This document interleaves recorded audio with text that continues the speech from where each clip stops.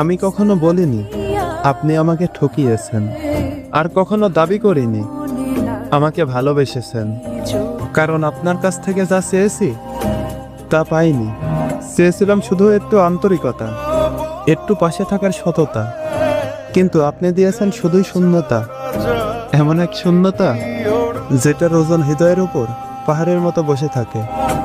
আজও বুঝি মানুষ দূরে সরাতে প্রতারণা লাগে না, লাগে শুধু অপেক্ষা।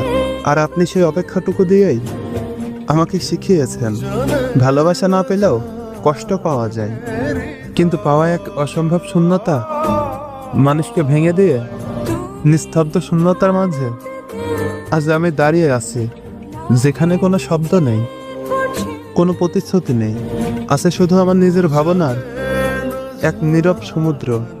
এই সমুদ্রের ঢেউগুলো আমাকে কাঁদায়, আমাকে ছেড়ে দেয়, কিন্তু ধীরে ধীরে আমাকে শেখায় কষ্টেও শক্ত হওয়া যায়।